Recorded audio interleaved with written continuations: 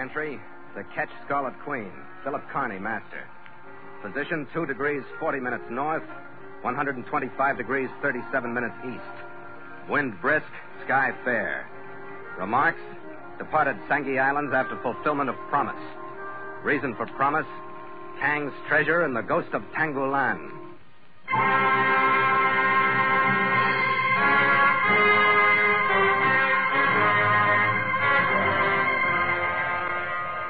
It was 3 days out of Basilan, following the final sailing orders from my employer, Kuji Kang, that we raised the smoking island of Tangolan.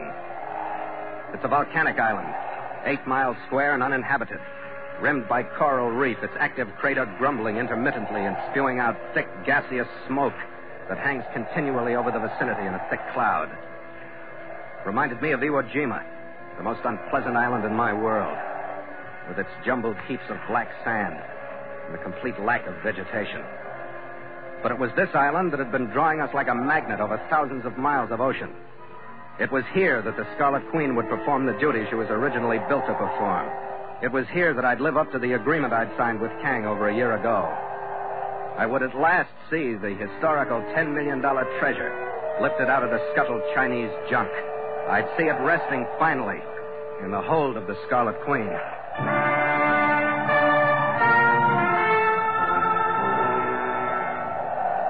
We stood around the northern tip of the island and saw the last of the sun as it disappeared behind the pall of smoke. The constant evening gloom that it caused added to the feeling of loneliness. That was all right with me because loneliness was just what we needed at this point. The feeling was fine, but it didn't last long enough. My crewman Nielsen, who was on lookout, broke the spell just as we approached the only reef passage marked on our chart. Hey, up here! What do you got, Nielsen? There's a red pole on the reef on the right side of the passage. Gallagher! Skipper, I thought we were going to be alone on this blasted So island. did I. Take the wheel and hold away from the pass. I'm going forward to have a look. The hull was a lugger, resting at an easy angle on the coral, a little better than halfway through the pass. Her masts broken, her rigging tangled. There was no sign of life on her. With binoculars, I could see a rude camp on the beach beyond. There was no sign of life there either. The figures of 4 men I saw were sprawled on the sand. And if they were alive, I was sure they'd be on their feet, watching us as we came in.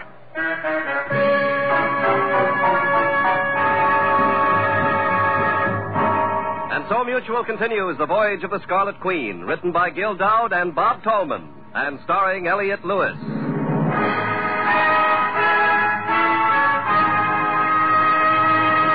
The Scarlet Queen, proudest ship to plow the seas, bound for uncharted adventure. Every week a complete entry in the log, and every week a league further in the strange Voyage of the Scarlet Queen.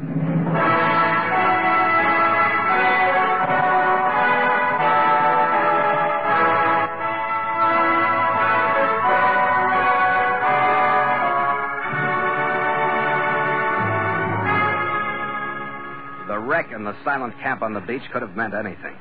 Tragedy that was coincidence, or a setup by Kang's archenemy, Constantino. I left the Queen outside the reef with Gallagher in charge. I put our small boat over the side, and Nielsen and I rowed in through the pass, over the quiet water of the lagoon, stepped out onto the white sand. The volcano rumbled now and then. Huge land crabs scudded away from the bodies as we approached the camp. Told a pretty plain story. 3 of the men lay on some black sand that had been scraped into a couch. The 4th lay a few feet away. Beside him was a medical kit. Just beyond his fingertips was a hypodermic syringe and needle. What do you make of it, Captain? Stay back, Nelson. Whatever they died of wiped out the whole crew, including the doctor.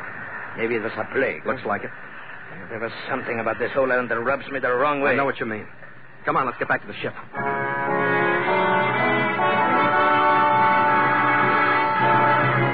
An hour later, we'd run the passage into the lagoon and crept along the inside edge of the reef for 200 yards. It was the unmistakable formation of coral that was our last landmark.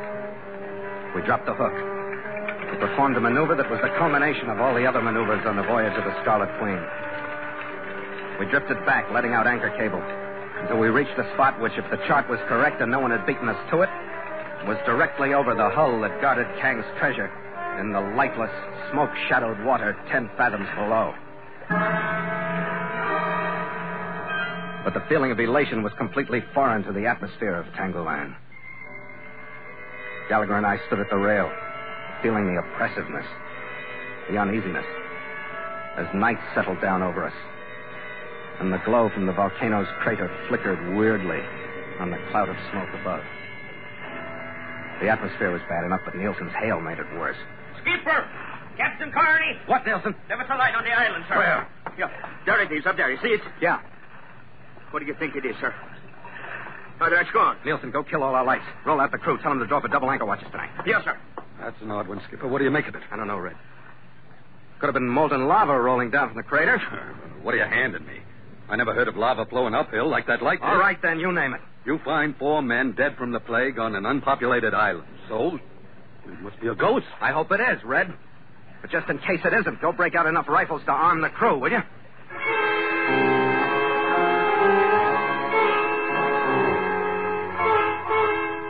Gallagher and I split the night so that one of us was on deck all the time with 2 armed crewmen. The shoreside light appeared a few more times, but when the light of morning forced through the smoke cloud, the island was silent and foreboding. But that's all. We had breakfast and turned to on the most important day's work of the voyage. A hand here. We'll rig the gear on the mainmast to handle both the diving platform and the cargo gear. Nielsen, you and Crowder fall to with me. We'll break out the diving gear and give the pump a try. Yes, sir. Platform's ready for you, Skipper. Good. Bring me that watertight flood lamp, Red. There's no sun getting down there. I'll need light. It's as good as rigged, Skipper. We stood at the rail and watched the big lamp sink slowly over the side, throwing a hazy green-tinted circle of light out into the clear water. Went down 3 fathoms, 4 fathoms, 5 fathoms, 6. Went down 7 fathoms, 7.5, and I stopped it. Hold it! Steady as it is on the light. Steady as it is. The circle of light had settled over the outline of the junk. It was leaning about 30 degrees to port. Its after half and part of the main house crushed into a crevice in the coral. Its movable spars and rigging swinging uneasily in the current. It's there, Skipper. The whole blasted thing is there. Sure it's there. Get the suit ready. Cola, get the suit on the platform. Crowder, stand by the winch. We're ready to go to work.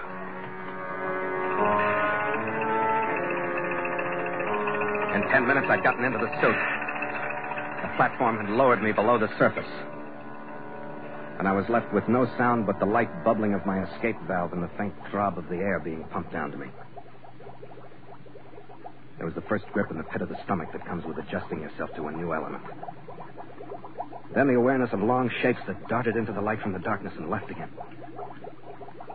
Desire to look behind you when you can't. Then the platform reached a level on the sunken deck. Hold it, Red. I stepped onto the sharp slant of the slippery deck. The passageway into the main house that held the treasure was blocked by a shoulder of coral. I made my way along its starboard side to a group of 3 portholes that let enough light in to show me the interior. I stood for a good minute, lost in the sight of what lay just a few feet away from me. Lost in the thought of what had led up to this instant, and what the 4 neatly stowed boxes meant in Kang's life, in Gallagher's life, in the crew's lives, and in my life. Skipper! It was the crackle of the intercom circuit and Red's voice that brought me back to the fact that it had to be gotten out of the cabin now that we'd found it. Skipper, what's going on? You're not moving. Skipper, you all right? Yeah, Red. I'm all right. What the devil are you doing? I'm looking at it, Red. It's here. Well, let's get it started up. I'll really believe it then. It's not as easy as that. The passageway is jammed shut. We can get it out in one load, but we'll have to cut in through the side. You better come up then. We'll get the gear ready. Yeah.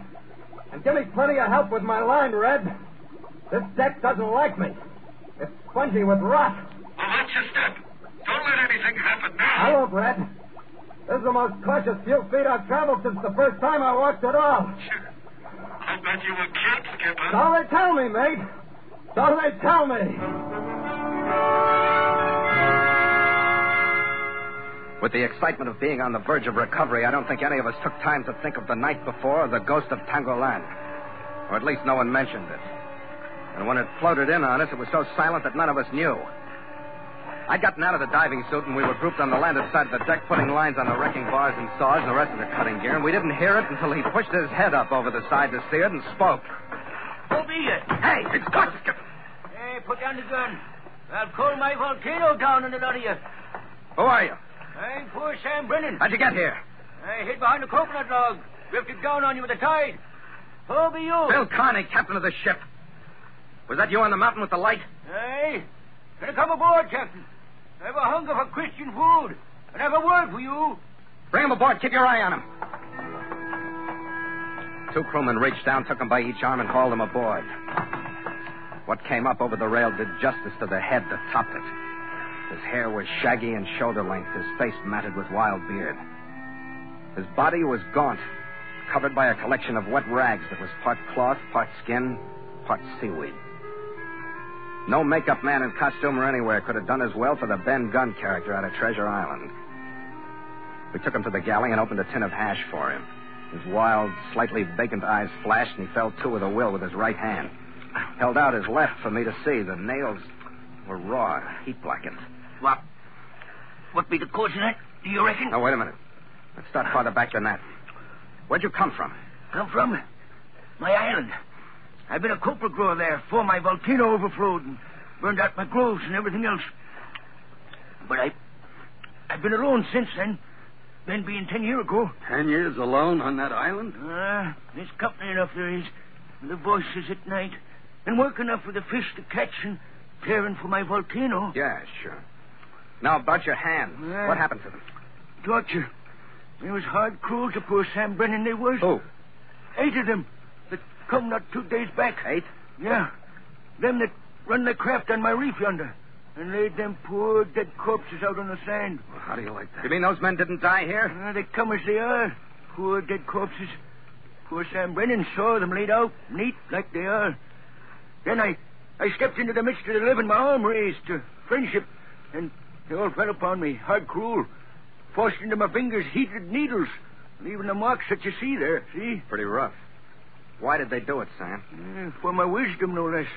But I told them little. Only that I saw it sail in and saw no more.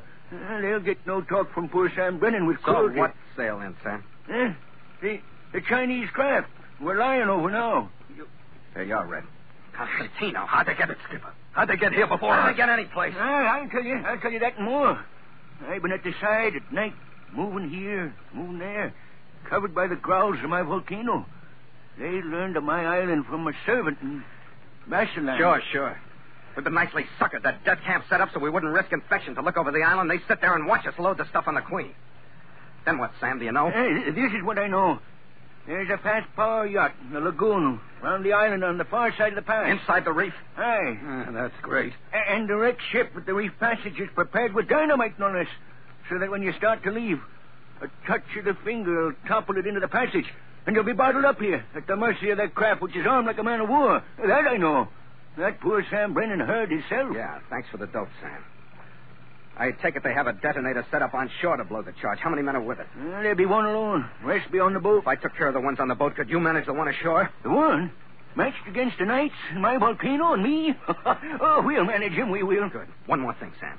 Will you go to the wreck with me before you go ashore? Aye. But I'll go the way you come. Wait a minute, Skipper. That's putting your head right into it, isn't it? Well, what else, Red? We've got to be bottled up here like fish in a glass tank. Yeah, we ought to be able to cut the wires to that dynamite before they get the idea that it's any more than a curiosity trip. They must have expected that. I hope you're right, Skipper. I'll have to take over the diving, Red. You take it. Work as fast as you can. Cut a 6-foot hole into that cabin, then it'll all come out in one load. The gear's all ready. Okay, Skipper, I'll do my best. That'll be good enough, Red.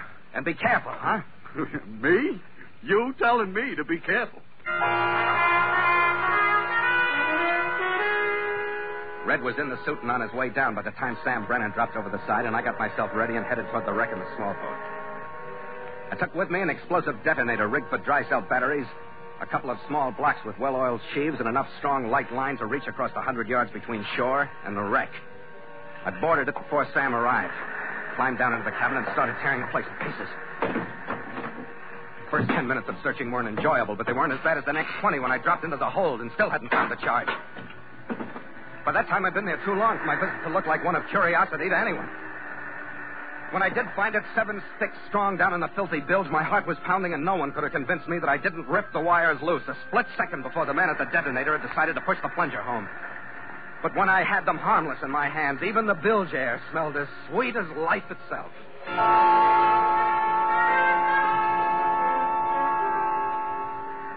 And what do you plan, Captain? All you have to do is go ashore, Sam, at the end of this line. I've got the detonator set so that when the power yacht hits the line just as she enters the reef passage, this wreck we're on will blow up right in their faces. You understand? It has a good sound. My ship is on one side of the passage. They'll approach from the other. The only thing I want to be sure of is that you'll leave enough room on my side so that the Scarlet Queen can squeeze through. It's proper vengeance they get from poor Sam Brennan. That's right. All right, Sam, get going. With the end of the line looped around his tattered waist, he slipped silently into the water, with only his head showing behind his log. Started shoreward toward a spot I'd pointed out to him. May have been minutes, but it seemed like hours before he got there. I watched him secure the line to a jutting rock and then disappear. I heaved my line as taut as I could, reeved it through one of the blocks I'd rigged, made it fast to the detonator so that the slightest tug would blow the charge. Then I went back to the Queen. Oh, you're back all right, Captain. I was sure glad to see you, sir. Thanks, Nielsen. Where's Mr. Gallagher? Oh, he's still submerged. What's the trouble? Well, nothing now, sir. He was on his way up. The cargo's aboard, but the chief's line fouled, and we had trouble getting him out of the cabin in the junk. He was down too long. We didn't want to risk Ben's bringing him up faster than we should. We'll have to speed it up a little, Nielsen. Get on the intercom. Tell him I'm back, and he has to get up as fast as he can. Yes, sir. Caller, stand by the windlass. I'll get the motor started, and we'll inch up on the anchor. I've got a taut cable, sir. We're over the hook. Over the hook! Nielsen, where's the diving platform? 4 fathoms down, sir. We'll have to have more speed. Tell Gallagher to hang on. We'll have to weigh anchor before we get him aboard. Anchor's away, sir. And coming up. Anchor's away! Where's the platform, Nielsen? 2.5 fathoms, sir. We'll have to forget pressure and everything else and get him aboard. Tell him that. Tell him the powerboat expected is in sight about 1,000 yards off our bow. It was natural that it should show. We'd used too much time. Time enough for anyone to realize that something was wrong and decide to find out what. Anchor's in sight, sir. Nielsen! Platform's in sight, sir. So I stood there with my hand on the throttle, not able to open it, and watched the Constantino boat push its sleek bow around a point of land.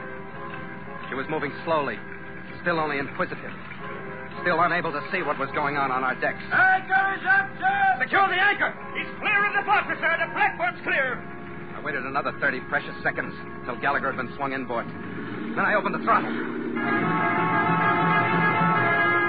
Our wake churned, and as we picked up speed, the Scarlet Queen built a bow wave that curled and gleamed milkily in the gloom. That bow wave was like a starter's gun to the power craft. She built a bigger one of her own as her throttle was open, and she picked up speed that made our pace look like that of a canal scow.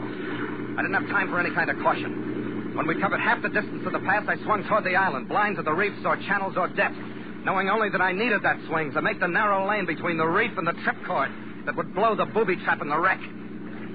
By the time I'd made the turn and straightened out for the run, the powerboat had closed to within less than 100 yards of us, and the men aboard her opened up to stop us with every means they had.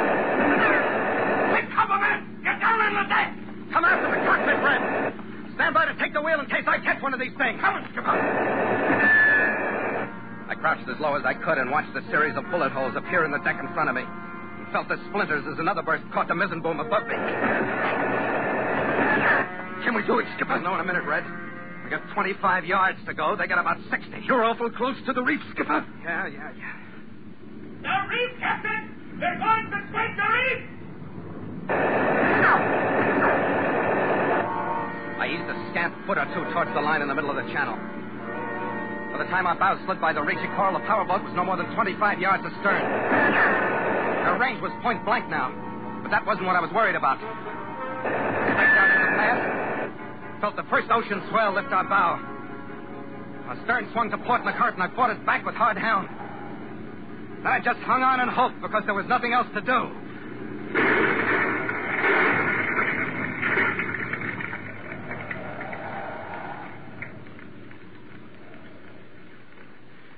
Kill the motor.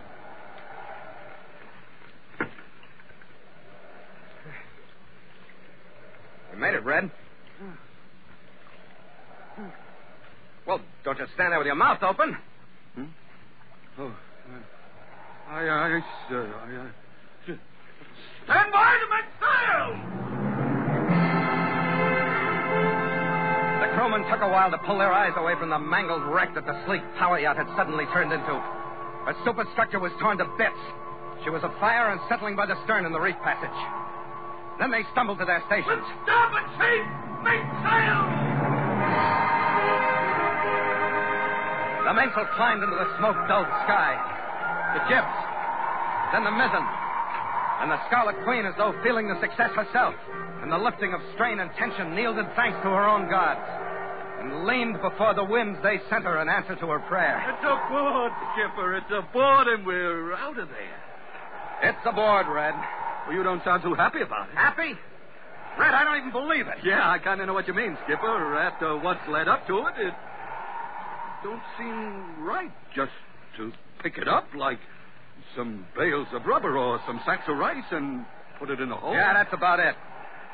But poor Sam Brennan can have his island. We're out of there. Yeah, that's a little hard to believe, too. But assuming that we are, where are we back? Back to Hong Kong to sign over the stuff we don't believe to Kang. A city, Skipper. Yeah, we've earned a celebration. And I can't think of a better place than Hong Kong. I don't see any reason for waiting till we get there, if you know what I mean. I think I do. Think, Skipper? You do know? You're psychic. After you, mate. After you.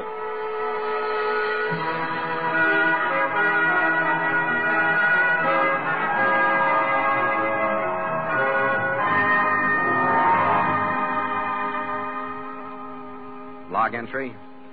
The Ketch Scarlet Queen. Miles traveled from San Francisco, 21,308. Wind brisk, sky fair. Carrying full sail. Ship secure for night. Signed, Philip Carney, Master.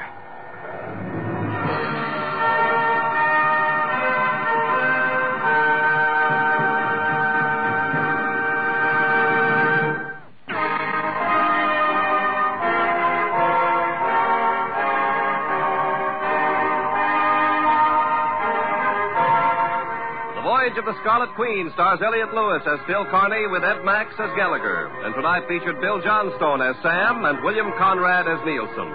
Music scored and conducted by Richard Orant. The Scarlet Queen, a Command radio production directed by James Burton, is written by Gil Dowd and Bob Tallman. This program came to you from Hollywood.